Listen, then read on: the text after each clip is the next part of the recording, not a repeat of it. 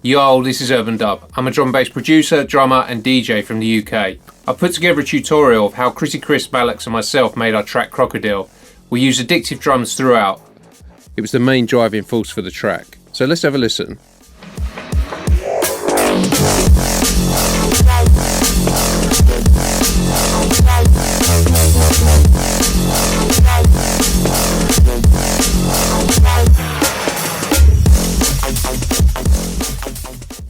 Yeah, so it's a pretty aggressive track. You could definitely tell the drums are driving it. Let's have a look at Addictive Drums. Let's have a look at the drum kit we made. It's mainly a Gretsch kit.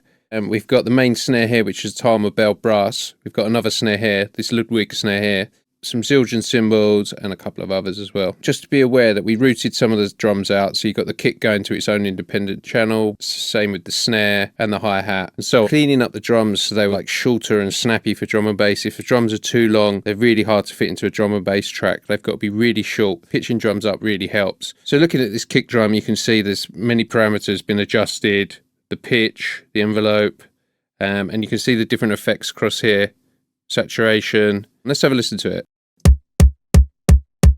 Cool, I'm going to skip through this quickly, otherwise we'd be here for hours. The snare, again, you can have a look at these settings. Pretty standard stuff. Just be aware that we turned off all the send effects. We didn't actually need them. And this snare, we turned off the snare buzz as well. Hi-hat, we've used less processing, some EQ, repitched it, and so on. Quickly skip through the toms.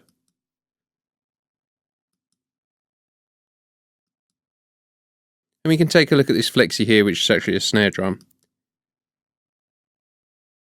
So now we've looked briefly at Addictive Drums, the drum kit we made. Let's look at the programming of this beat.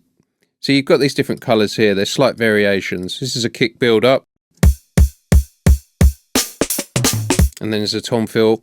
And this is the main drop drums. Let's have a look at the programming. So down here you've got your kick, and I believe this is a snare. And then you've got your variations on percussion. And up here we've got an additional snare, and then you've got the toms here.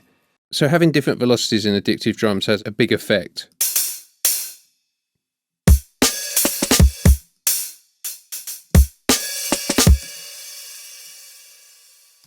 As I'm a drummer, I'm especially aware that drums have to sound quite natural.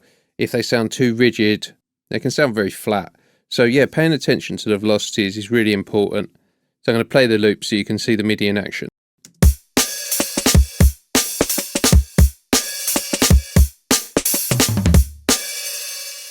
Let's look at a variation.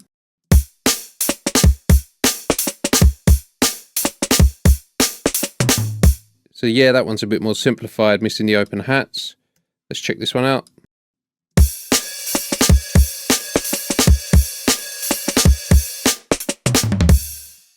And the last one.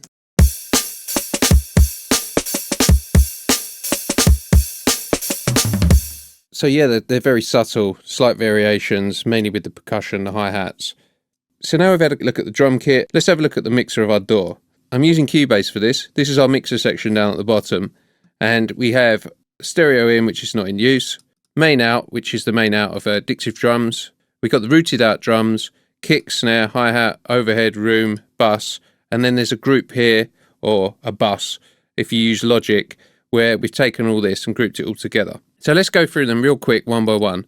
So on the main out, there's nothing. The kick drum, look at these different plugins. So we've got an EQ. This one's by DMG. It's called Equality. We've done some boost, 2 cuts, and another boost in the top end. We've used compression, another EQ for some more tops, and then we used a limiter. This one's by UAD. You don't have to use these exact plugins. Any EQ or compressor will do. Let's have a listen to the kick. Let's bypass the plugins. Onto the snare drum. With the plugins, without the plugins. So straight away I can hear there's like too much bottom end in this. So we've used some distortion. This is a Cubase stock plugin. It's just adding a bit of tube saturation, bit of drive. EQ again, some drastic settings. These were done by ear. And we used Camel Crusher. Unfortunately, the GUI doesn't work well on the new version of Cubase. So I switched it to a generic mode. So there's more distortion, and I can see there's some compression as well. then without. Okay, onto the hats.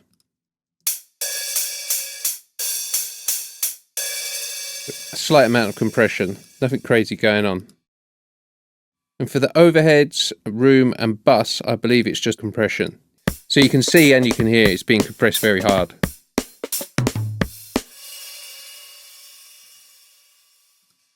Let's check out the room. There's a small cut here with the stock Cubase EQ and more compression. Now let's check out the bus. So stock Cubase EQ, there's a cut here and a small boost.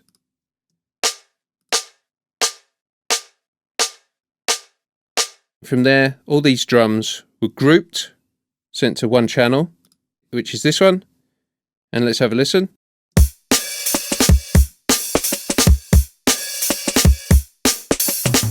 Let's take the group processing off.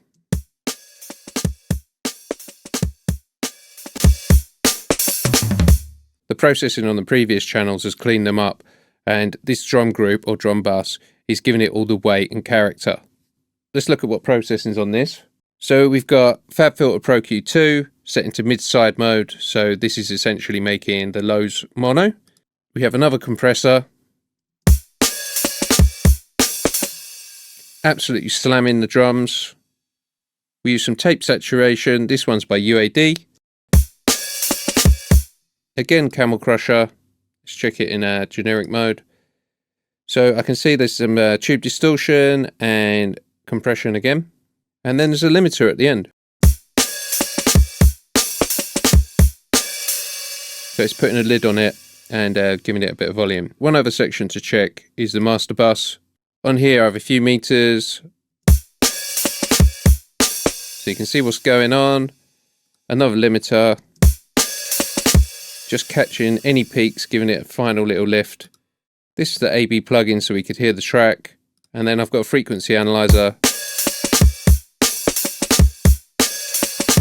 This one's by New Gen, so I can just see what's going on with the frequency. So now I'm going to open the main mixer and I'm going to bypass all the plugins so you can hear what the drums sound like completely clean. I'll leave the master bus limiter on.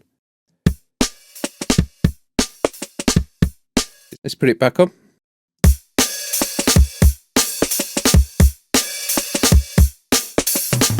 You don't have to use these exact plugins. You can use your own, experiment and have fun with it. So just to recap, Addictive Drums, created our own drum kit, processed the individual drums, then processed the individual channels, some bus processing or some group processing, and then on the master bus we had our meters and a limiter. So it all seems quite straightforward. I think the main elements to be aware of were cleaning up the drums so they were like shorter and snappy for drum and bass. If the drums are too long, they're really hard to fit into a drum and bass track. They've got to be really short. Pitching drums up really helps. And the processing on top's not really overboard. It's quite reserved. It's just adding more and more character. Through the different processes, you end up with quite a tight but fat drum kit. Yeah, so that's my quick walkthrough of how we use Addictive Drums for our track Crocodile. So I hope you picked up some tips and tricks, and I'll catch you very soon. All right, easy.